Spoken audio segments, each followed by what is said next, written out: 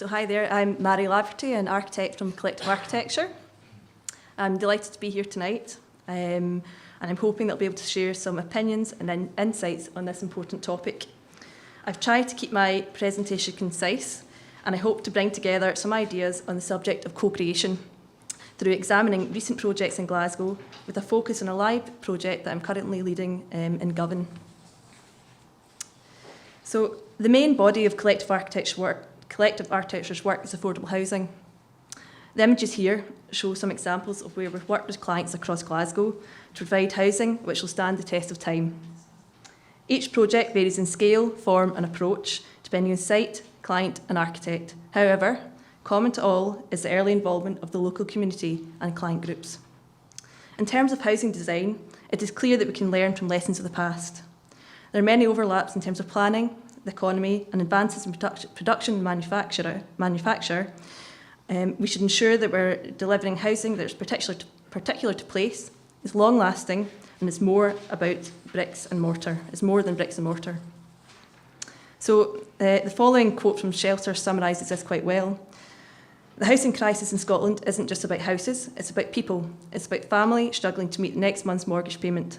The slums might be gone, but the lack of affordable housing and decent homes in Scotland today still affects families and individuals across the whole country.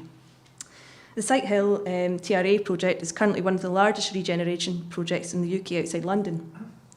Sighthill was previously an area of industry, railway sidings, slaughterhouses and chemical works. Sighthill underwent significant redevelopment in the late 1960s with the construction of 10 20-storey high-rise flats. During our involvement, and indeed in the first phase, we were heavily involved in community consultation events, as you can see here, and it was really important that we engage with local residents to understand their needs and requirements, to set a benchmark moving forward that would provide a strong identity for what would be a new neighbourhood. Tenant feedback so far has noted that living in Sighthill is like a different way of life. Many residents had actually lived there for over 40 years and felt isolated in multi-storey flats. It's even been reported that there's a better sense of the community, with some tenants saying that it actually feels like a village. So the next few slides, which will come in a minute, are going to focus on Govan, and in particular our approach to the regeneration at the Water Row site. Water Row is located within Govan's town centre. It's both physically and historically connected to Glasgow by the River Clyde and Govan's town centre. Govan is many things to many people. It's perhaps one of the most significant areas in Glasgow. Govan was the undisputed leader of the 19th century shipbuilding industry, with a skilled workforce inventing and manufacturing great ships. It was also a place of immense wealth and exceptional architecture.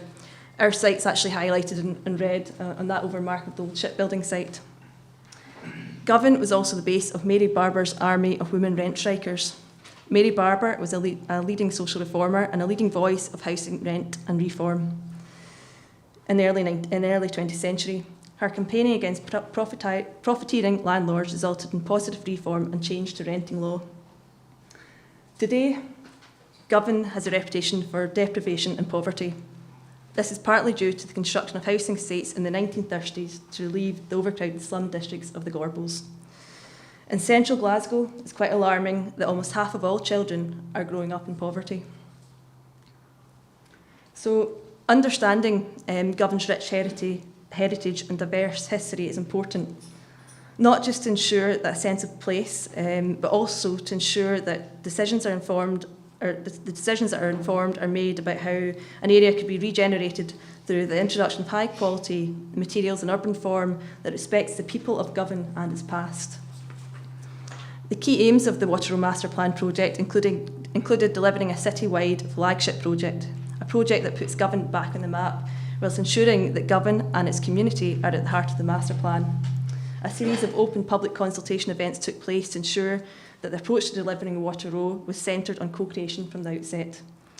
Launched in 2015, the Place Standard tool by the Scottish Government and Architecture Design Scotland, the tool is designed to structure conversations around place.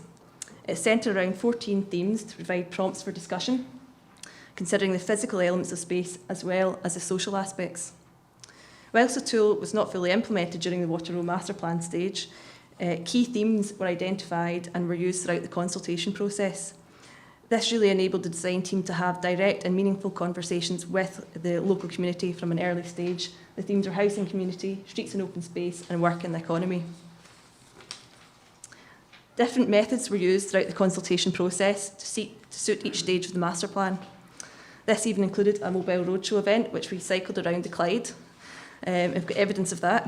And the purpose of this was really to increase visibility of the project throughout the Govan area and to reach out to as many members of the community as possible that wouldn't normally attend formal events.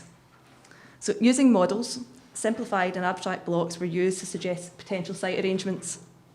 These were deliberately simple in nature to avoid overly complex discussion about detailed design at this stage.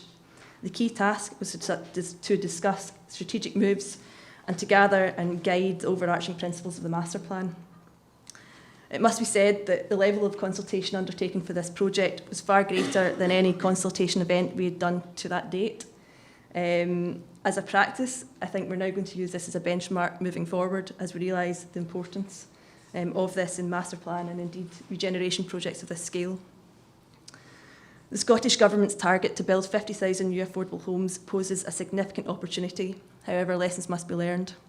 There's a danger that design, innovation and well-being are put aside in lieu of efficiency, delivery, markets and what we think people want. Moving forward, there should be joined-up thinking. As an architect, I will continue to strive to uncover new perspectives and ideas that challenge my assumptions.